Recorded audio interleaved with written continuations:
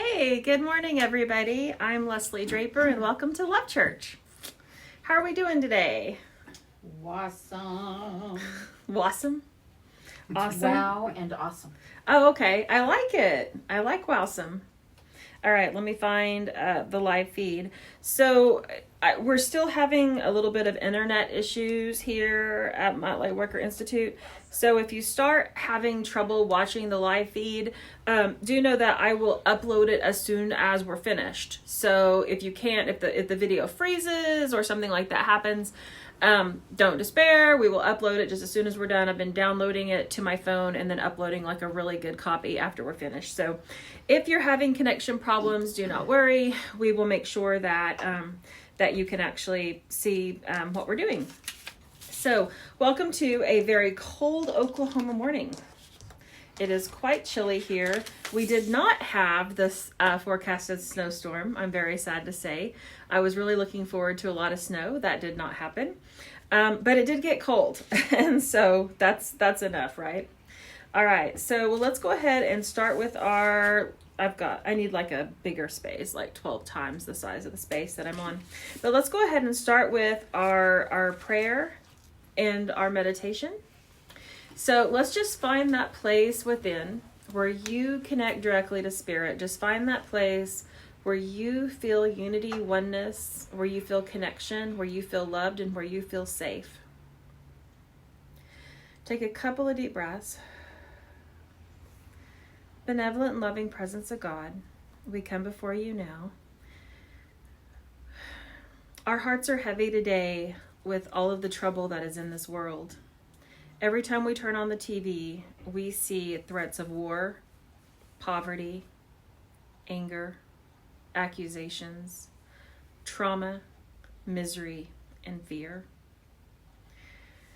We know that as we birth this new earth, that we have to be willing to let go of all of those old ways of thinking and those old paradigms. And we know and we trust that we have been made the light workers, the light bringers, that we are the ones that are here to birth this new earth. But sometimes we get lost in the darkness as well. We ask you, benevolent and loving presence of God, Holy and Sacred Spirit, that you fill us as vessels. May we become the ambassadors of truth. May we become the way showers, the light bringers, the light holders, and the light workers.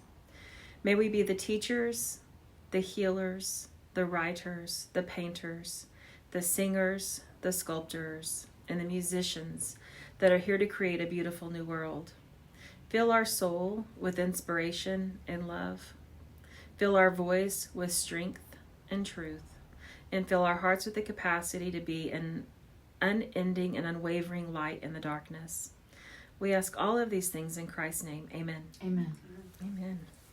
So staying in this meditative state, I want you to breathe in white light, breathe in peace, breathe in oneness, and then just let go of everything else with your exhale. Breathe in this moment. You are here on an assignment on planet Earth. Your soul is eternal and it is wise. You are here to complete a purpose, a mission, and a directive. What are your orders? Maybe you are the indigo warrior, the one who is here to expose the brokenness and bring about a new way of thinking and a new way of being. Maybe you are the ones who bring forth comfort and nurture, and you are the ones who create a safe space. A space for those who are lost and who are hurting. A safe space for them to heal. Maybe you are the artist, the musician, the painter, the writer, the sculptor, and you are here to create alternate energies for expansion, a place for growth, a place for truth. Maybe you are ground crew, and you are here on this earth to be of service. Maybe your hands are the hands that comfort another. Maybe your voice is the voice they hear in a time of crisis. Maybe you are the one with a machete in hand who uncovers the path, the righteous path for others to follow. Maybe you are the one that prepares the food with love, the food that is fuel and allows another day. Maybe you are the one that offers up your home, your heart, or an ear for listening and compassion. Whatever you came here to do on this planet, understand that you came here as a whole being and a whole soul. Your incarnation into the physical may have you believing otherwise, but you are a magnificent being.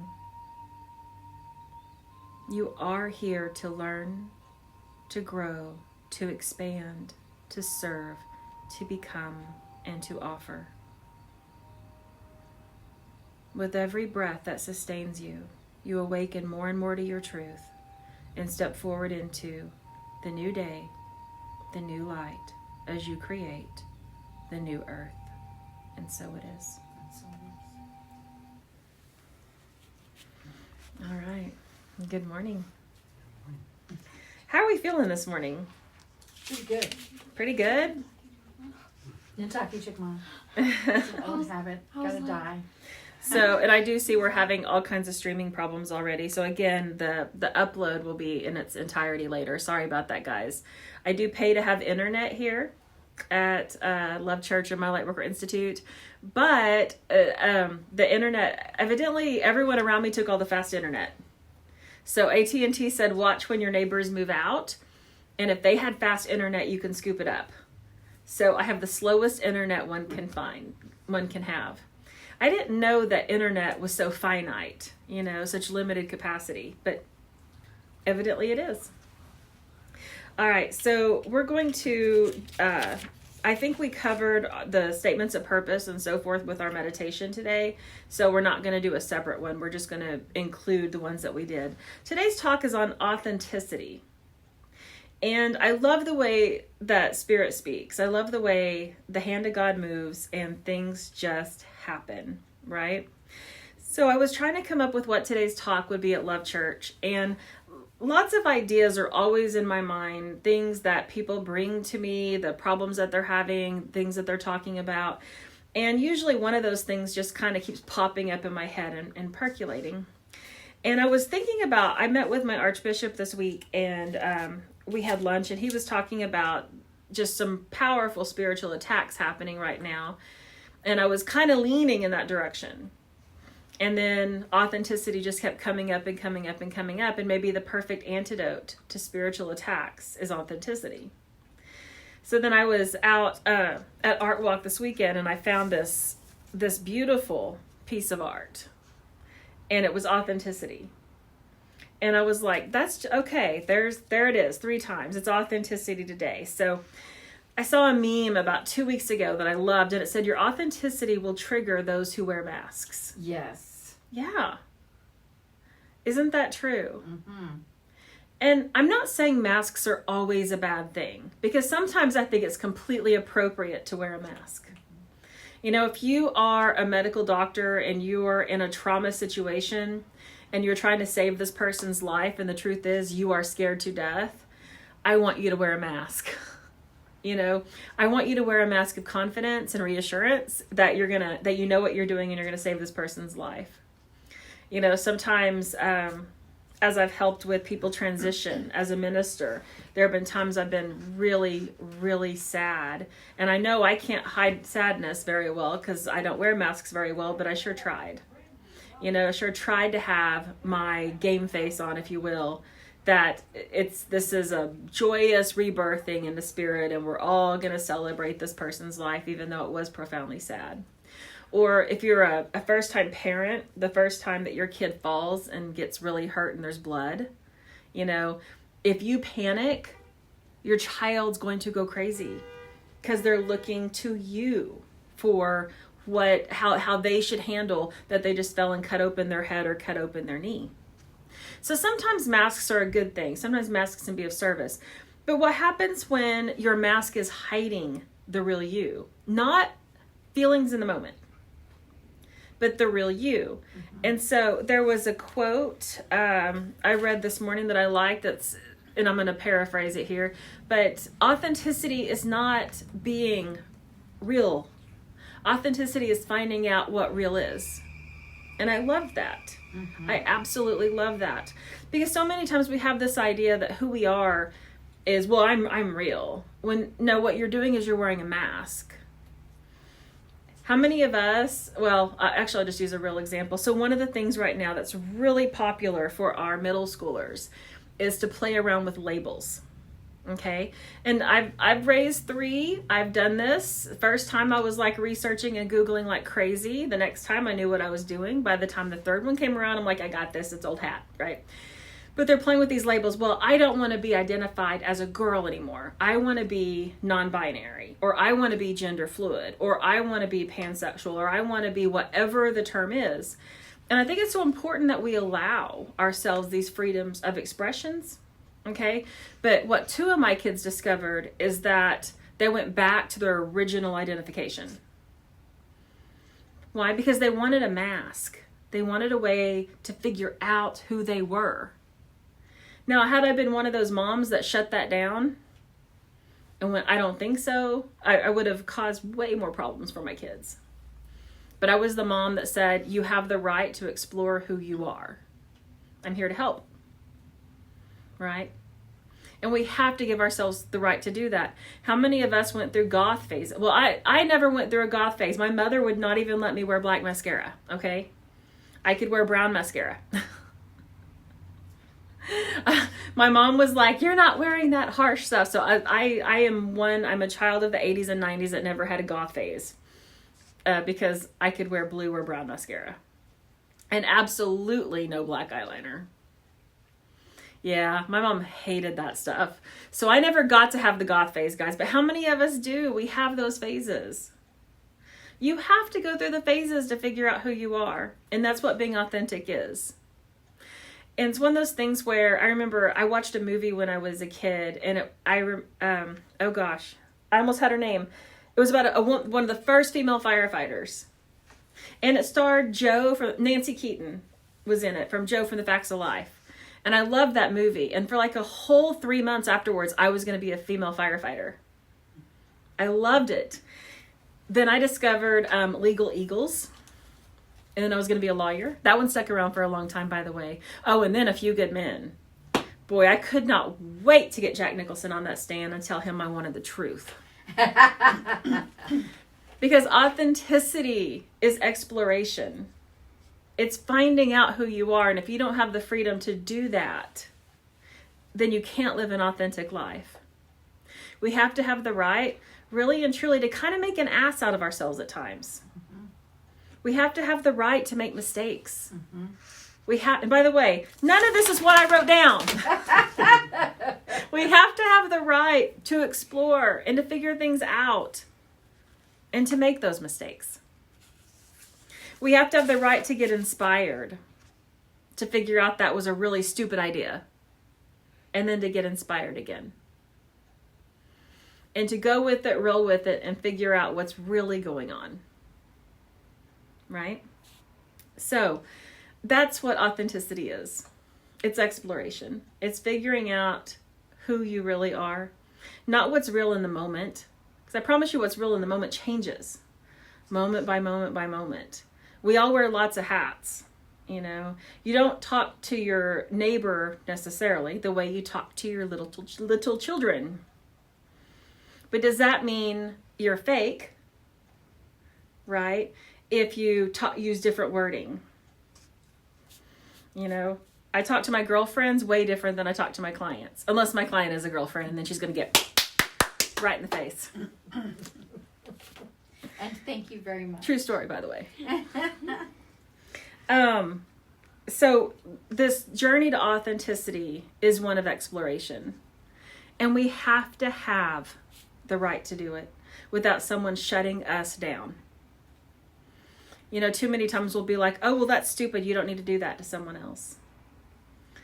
Sometimes memes are great. Like I read one the other day do you know what kills me? It's when someone gets really excited about something and they want to share it with you and the first words out of their mouth is, well, this is probably stupid, but. What does that person learn? Well, the journey to authenticity is irrelevant and stupid. It's not. How many people that have really wildly successful businesses had at least one major and epic failure? And if they let that failure be the defining point, you never would have seen the epic success. They weren't afraid to become authentic. And that's what we're talking about today. How can you be authentic? Morgan wrote, I definitely had a goth punk face. Oh, I can see that with you too. I totally can see that. I'm going to need some photographic evidence, Morgan. You're going to have to give me that later. But have you ever noticed that people who are willing to explore their own being, their own beliefs, are often ridiculed by those that are too fearful to do the same? Oh, yeah. Oh, yeah. You know, I say this almost every week, but faith is not believing harder. Faith is easy. People ask me this question all the time. I definitely identify as a Christian mystic. I do. That's how I identify. I follow the teachings of Christ. I read the Gospels at least once a month. And so people will say to me, well, doesn't it offend you when someone comes in and they're an atheist, or someone comes in and they're Wiccan or pagan, or they don't believe? No, it doesn't offend me at all. I'm really comfortable in what I believe, that your beliefs are not a threat to me and mine. So it doesn't bother me. You see, when we're really comfortable in our authenticity, people can't shake it. So those that say, well, I can only be friends with those that go to my specific church, or I can only be friends with people who have a master's degree, or I can only be friends with people who don't color their hair. What are you saying? You're saying that your authenticity is shakeable. That who you are can come under fire and come under question, to the point that you don't know your own truth. You don't know who you are. And when you're living in authenticity, what other people do, it really doesn't bother you that much. Right. Now, what about the next level? I know what I believe politically. And if you want to have a conversation with me about politics, I will have one with you. I will tell you what I believe and who I vote for. I will tell you these things because I'm very comfortable in my authenticity. But let me tell you, I have friends on both sides. It's not a threat to me. And the last thing I'm going to do is go after someone I care about because they have an opinion that differs than mine. I've not walked in their shoes. I'll always share my experience. But my authenticity allows me to be safe in who I am. My authenticity allows me to have friends that believe very differently than me, that live very different lives than me. And it's okay. Mm-hmm. I have friends that are polyamorous. Guess what? Not my business. I don't need to save their souls. I don't need to tell them what they're doing is wrong. Who am I to judge? Exactly. I'm in my own authenticity. Yep. And because I am, it's not a threat to me when someone has a belief or an opinion or a life that differs from mine. And if we would each give ourselves permission to pursue authenticity, to pursue who we really are, we would have a lot more peace on this planet. Oh. Yeah. We would, because then we wouldn't see someone else's belief as a threat to our own. We would see that we all have the right to become. We all have the right to learn, to grow, to expand, to change our minds, to make a fool out of ourselves, to do it all again. And then maybe, just maybe, we become an authentic version of ourselves. Just maybe. Authenticity is the key to living your best life. Now, the question someone will inevitably ask is, living an authentic life, does this mean I have to show everybody everything about me all the time? And of course the answer is no. Of course the answer is no. Not everybody has a right to your life. Not everybody has a right to know who you are. Well, you have the right to privacy. You have the right to privacy. It's how you're feeling about you here that matters. All right, so I do have a few notes. We'll finally get to them now after the spirit-inspired part. Authenticity requires truth, living your truth. And I do mean all caps truth. Yeah. Okay, all caps truth. That is being able to be authentically who you are with your family, with your friend circles, with your work circles. And again, this doesn't mean I don't go into Walmart and just introduce myself to the cashier as a mystic. She doesn't even know that. But how many times do we feel like in order to be authentic, we have to shock people? I've been with new intuitives, young intuitives, by the way, when they feel like they have to do this. And it's a normal part. I'm sure I did it in the beginning as well. Well, you wouldn't like me because I see dead people. Or, you wouldn't like me because I talk to angels. It's a normal part. That's like the spiritual sandpaper. It's all gruff and it's icky. And we're trying to sand ourselves down into something smoother. Who deserves to know the truth about you? Well, hopefully your family does. We see this a lot, especially in our part of the country where it is not acceptable to be gay. We see people that have to hide who they are from their families, from their grandparents, great aunts and uncles, because if they ever knew, right? If they ever knew, they would be rejected. They would withhold love, acceptance, peace, whatever it is. Same with your friends. It's an interesting dynamic. What do you do in your friend circle if you've got a group of 6 friends, all the same gender that have been friends forever, that one now identifies as gay? How does it change the dynamic of the group? And would there be rejection there? And so some people feel it's just better to hide it and pretend it's not there. And what about work? This is a big one. I hear people say all the time, well, I can't live my truth, or I can't share who I am, or I can't, be who I want to be because I might lose my job. Yep. Because I might lose my job. I've got to keep myself very separate. I know a lot of mystics who use pseudonyms, who use different spellings of their names, who change things so that they're not quite who they are, right? So you can't quite track them down. They have to do everything behind the veil so that their lives are safe from judgment, because they can't quite be authentic yet. And the last thing is speak your truth. On this side, being able to tell people how you really feel. Being able to own those feelings. Knowing what that's like when you have the ability to speak your truth. Recently, I was with a group of a family group, and I knew for a fact their political beliefs were different in a lot of ways than mine.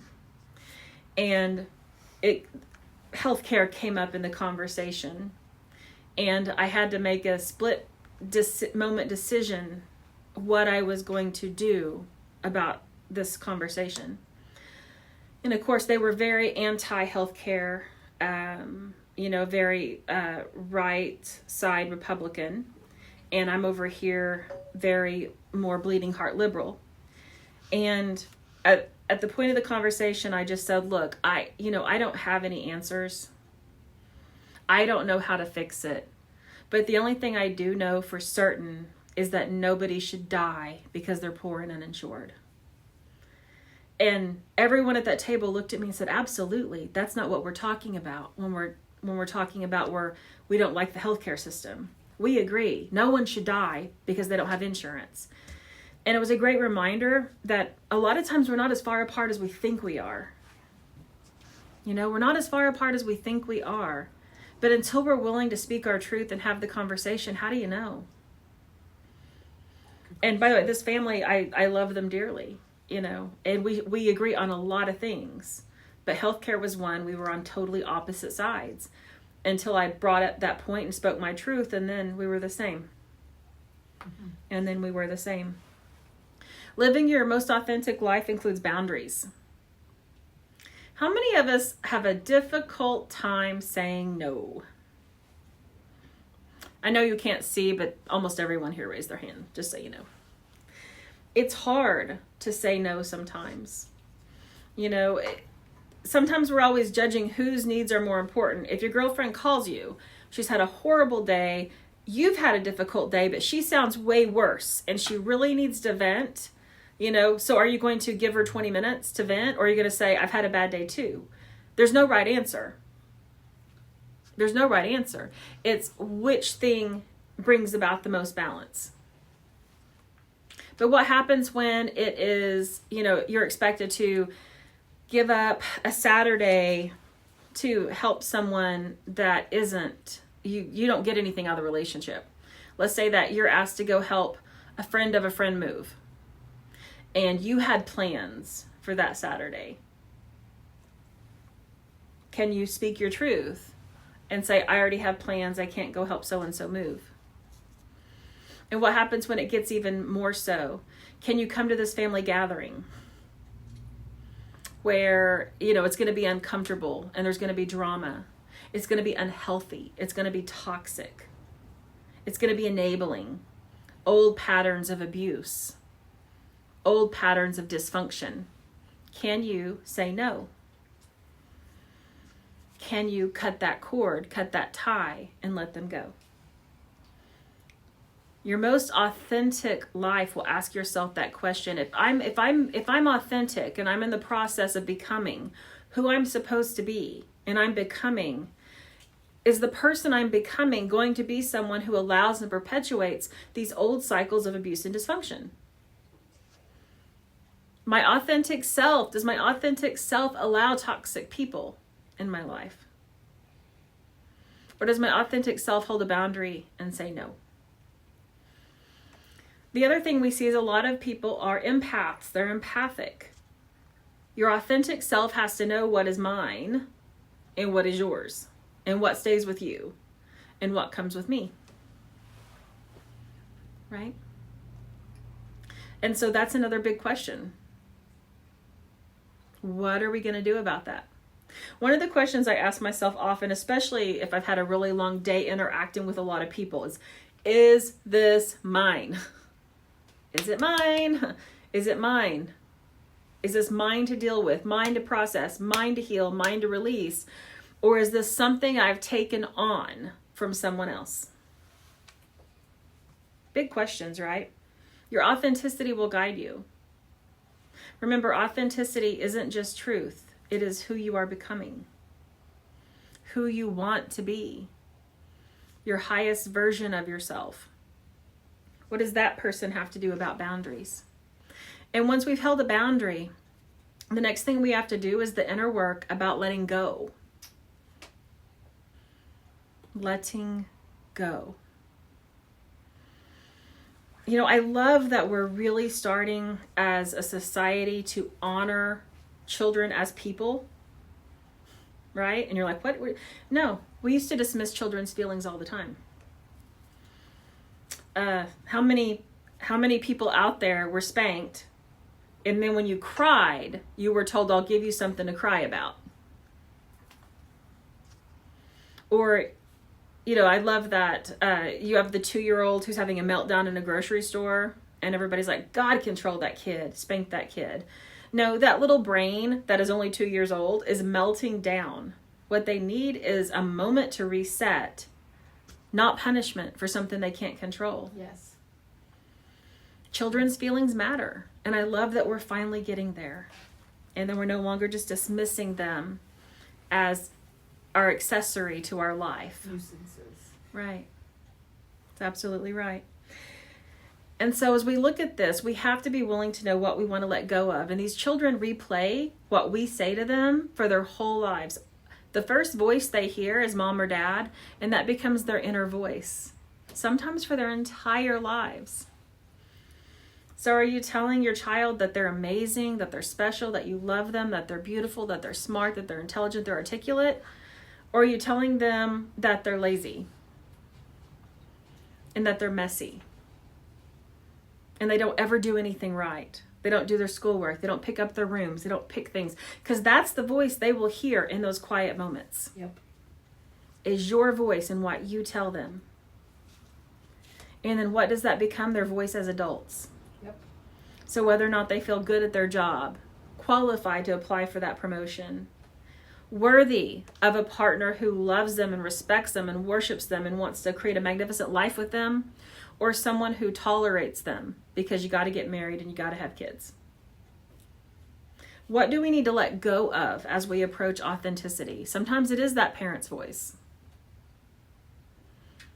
Our own inner critic, patterns, beliefs, relationships. If a relationship is poisoning you, then you've got to hold a boundary in it. You know, years ago I learned this, Spirit gave me this silly little mantra that has just helped me immensely. And it's the grass is green and the sky is blue. And you see, if it was cloudy outside today, and I said, well, you know, the sky's blue, and Regina walks right out that door, comes back in and says, you idiot, the sky is gray and cloudy. Yeah, the clouds are there now, but guess what? The sky's really blue.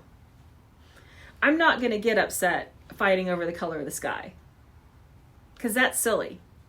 And if I say the grass is green, and we'll pick on Tony this time, Tony walks out there and says, my God, that Leslie, I mean, it's winter. The grass is dead. It's like yellow. I mean, some brown. I don't know what she's seeing. He comes in, he's like, no, the grass is yellow. I'm not going to get upset and fight that. Why? Because the grass will once again be green. Not worried about it. The sky will once again be blue. Not worried about it. Maybe things are temporarily off, but the truth is the grass is green and the sky is blue. And those are not fighting words, right? Them's not fighting words. So when someone says something to you that, you know, dang girl, you're looking pretty rough, or, you know, something along those lines, or, you know, you used to be so much better than you are now. What you need to hear is the grass is green and the sky is blue. It's just that simple. And anytime I feel myself reactive to something ugly someone says, Spirit will whisper those words in my ear and be like this instant reminder. The grass is green, the sky is blue. And, you know, someone else's opinion of the sky or the grass is not enough to pull me out of my center. Remember that, okay? Remember that, because knowing how to navigate difficult people and hold that boundary is critical. And even if you're dealing with one of the most toxic people in the world, and you can remember the grass is green and the sky is blue, you can hold your boundary. Sometimes boundaries are about not letting the stuff in. You know, it's like you have this invisible force field around you, all right? This force field is right here. And no matter what they throw at you and throw at you and throw at you, your force field stops it. That's what the grass is green and the sky is blue does. It's the force field. So in other words, what you're throwing at me, I'm not going to bring it in here and get all upset about it and be like, you know, she told me that, I'm trying to think of something kind of silly, that my lipstick sucks. You know, it's ugly. She said it's ugly, and I'm just going to, who is she to criticize my lips and all this crazy stuff? No, if my force field never let it get in here, then I held my boundary. You know? And this is why it matters who you have relationship cords to, because that cord comes through the boundary. So if you're not careful with your relationship cords, you won't be able to hold a boundary. It matters. It matters. Which is the next point. Know what matters. Self-awareness. What are your strengths and what are your weaknesses? You got to know both. We all have them. Mm-hmm. I think one of the challenges we have on this planet today is this idea that we have to, with Instagram and Facebook and Twitter and Snapchat, I forgot that one for a minute, that we have to always appear to be perfect and have our act together at all times. No, you don't. It is okay to be a mess. It's okay to make a total colossal mistake. It is okay to have weaknesses and know them. Because then when you do, you know yourself. And when you know yourself, you're on the path to becoming authentic. I like Neil Donald Walsh. There is no such thing as a mistake. It's just an opportunity for growth. Yep. No such thing as a mistake. It's an opportunity for growth. I agree. Some opportunities we shouldn't need to go through so many times. Yeah. But I agree. So own your weaknesses too. You know, they're nothing to be ashamed of. They're nothing to be ashamed of. And we all have them. Yes. You know, I love the body positive people who are posting things like, you know, their backsides with cellulite and being like, every woman has it. You know, when we're not airbrushed, we look real. Praise authenticity. Yes. Right? Yes. Praise authenticity. What is real? Okay. Kathy Policaro. Hey, I just referenced that dining room conversation we had at your house a little while ago. Just so you know. What is real? That's what matters. The part of becoming real. Now, self-care matters as well. Taking care of you. Taking care of your home, your car, your body, your soul, your spirit. All of it. It absolutely, positively matters. Okay? Taking care of yourself means that you pay attention and care about who comes into your space. Who gets past that force field that's out there, right? That force field. That it matters. And it does matter. That you're kind and loving and gentle to yourself with your words. You know, don't be your biggest critic. Yeah. Be your biggest supporter. Mm-hmm. Really pay attention to that internal dialogue that's happening within your mind. That's why that first parent voice matters so much, is it sets the tone. It sets the tone. Be the cheerleader you need. Be the source of love, compassion, nurture, and inspiration that you need. Be the person, the best friend, the companion, and the partner that you need. That's what self-care means. And self-care is critical to authenticity. It's absolutely critical. Be honest with yourself. Oh, you know, it's when we deny we have weaknesses that they really get a hold of us, right? It's when we pretend they don't exist, because then we're not adapting for those weaknesses. Play into your strengths, but own your weaknesses as well. Mm-hmm. Know what they are. You know, one of mine can be walking long distances. It's a definite weakness for me, and so I make adaptations. I make adaptations. Sorry, I'm making up words too. You know, I plan ahead for how much walking is going to be necessary. Why? Well, because it kind of stings to get stuck somewhere. It's happened a few times when I tried to pretend like I didn't have walking issues. Yeah, that doesn't work, by the way. I can remember early on when I started having real mobility issues, just not wanting it and wanting to pretend like I could walk just as far as anyone else my age could. And there were a couple of times. One time I went for a walk because, you know, that's what you do. You go for a walk when you want to get healthy. And my legs completely stopped working and I was stuck on a curb for 3 hours. Yep. Before cell phones, by the way. This was quite a few years ago. Then another time, I was really embarrassed. This is when I was working at DHS and I got really embarrassed. And so I sat in my chair until the office was empty and then called for help and had to go to the hospital.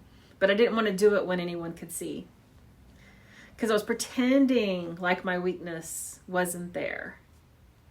I was pretending that I had a body I didn't have and I could walk in ways that I couldn't. And it backfired every time. So now I'm like on it, you know. I know where I'm going. I know where the parking situation is. I know how much of walking I have to do. And I gauge it. I own my weakness of walking. If you are someone who is early in sobriety, you know, this is why when you go to meetings like AA, they have the plan for you. It's to own your weakness so that you can have a plan in place. And not all are, you know, this severe, such as walking or sobriety, but whatever your weakness is, own it. You know, if it's shopping, I see on Facebook all the time people posting that they ordered things in the middle of the night, don't remember doing it, and then are surprised when oh yeah, Regina's face just went, what? I was actually guilty of this twice over Christmas. Things came and I'm like, oh. And actually one of them I ordered in October, it just came. So I'm like, oh, forgot that. So what you do is you put an extra password on it so you don't order things at night. And sometimes people Ambien shop. I hear that's a thing too. But whatever your weaknesses are, understand that they're not bad. They're not negative. They're just part of who you are. And becoming and living an authentic life means that you are looking at these things as part of you. You're not afraid of them. You own them. When you own it, you can change it. But if you deny it's there, it just keeps sneaking up on you. Being authentic is not just about being real. It's not just about spouting off inconvenient truths. It's not about just dressing goth or however you want to dress. Being authentic is about becoming yourself, the most real version of you. It's about exploration and expansion. It's about growth. It's about just making things happen. All right. And that is authenticity. So does anyone have any questions or comments, either online or in person? And online I think is frozen again, so there won't be any there. Nobody? Feel like going once? Going twice? Okay. So announcements I'm going to do before we do so we can still record our announcements on the live feed. We are going to do Love Church. I don't know for how long, but we're going to do it for now. And we'll just see how things go. As always, I'm available to, thank you, Regina, I just saw that. As always, I'm available and open to other people who might want to share a story. So if you have a talk you want to give, or you have a story, or you want to sing a song, let me know. I know we're mostly an online platform. You know, we average anywhere from 200 to 400 views a week. And not that many people here, which was something that was kind of hard for me to get used to. I wanted to be a in-person Love Church, and I've just decided we're not. We're just going to be an online forum, and I'm going to have to be okay with that. With that being said, Regina just posted, there's a PayPal link available. Yes, so Love Church is under the umbrella of the Communion of Evangelical Episcopal Churches. That's where my Archbishop is. So you can tithe to Love Church. And when you do so, it is tax deductible. So we can make that happen for you. Any donations to either My Lightworker Institute or Love Church are tax deductible. And that is really what's necessary to keep this stuff going because of my caregiving. I used to support this office by myself. You know, it's just, we could, but now that I'm a caregiver for 2 people with traumatic brain injuries, I can't. There's not enough of me to go around. So if you are someone who likes what we're doing at My Lightworker Institute and you like Love Church, consider tithing. It would do a lot of good, you know, even to just keep the doors open, to keep us here. Our lease is up in February. I've got big decisions to make before then. And it's not, doesn't have to be a big tithe. If we average 400 people a week and every person tithes $1, you know, then that makes a huge difference here, But I can't even tell you the last time someone sent in a tithe through PayPal for Love Church. It's been at least 6 months. At minimum, I think 6 months.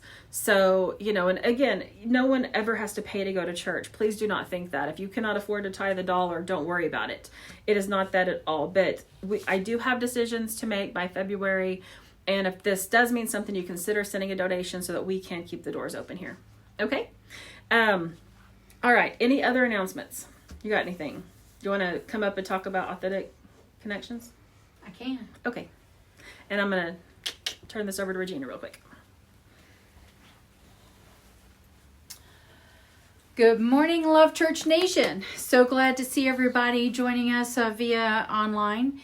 I want to jump on here and let you guys make you aware that I have now started my own private practice. It's called Authentic Connections Counseling. And so I'm available to provide services to individuals and families. If you know anyone who needs some help. I have lots of openings, but I'm filling up fast as well. So let me know if I can help anyone. If you know anyone who, thank you, Ms. Leslie, who struggles on a daily basis with anxiety, depression, post-traumatic stress disorder. I am EMDR trained, and I have seen some absolutely miraculous improvements with EMDR treatment for people. Thank you, Ms. Leslie. And so I'm just excited to be able to be of service to folks full-time as a private practitioner. I do take several insurance panels. And so, yeah, give me a call. I should give you my phone number, which is 4056-WORTHY. 4056-WORTHY. That's 405-696-7849. 405-696-7849. Give me a call. Pass my number around to someone you know might need it. And I bid all of you a wonderful Sunday. Thank you. Thank you, Miss Leslie. Thank you. Finally, I get to be the comedian in the background. Something I've always wanted to be. I am the Michael Scott of My Lightworker Institute. Just saying. I'm not superstitious. I'm just a little stitious. So. That's cute. All right, everybody. Thank you so much for being here. We are grateful that you are here. We're going to end with our prayer, and then we'll cut the live feed, and then we have some music and stuff we do here that we can't stream because of the copyright stuff. Which is why you need to come. Just why you need to come if you're local. All right, just find that place where you connect directly to Spirit, this place right here. All right, are you ready to become your most authentic self? Are you ready to allow yourself the freedom, the room, the space to make mistakes, to explore, to expand, and to grow? Holy and sacred Spirit and benevolent, loving presence of God, we come before you now seeking an authentic connection with life, an authentic connection with God, an authentic connection with Christ, an authentic connection with Spirit. We seek an authentic connection with the universe and the cosmic mind and all that is. We ask that we be guided and loved and supported as we continue on our journey of becoming, on the path to seeking authenticity.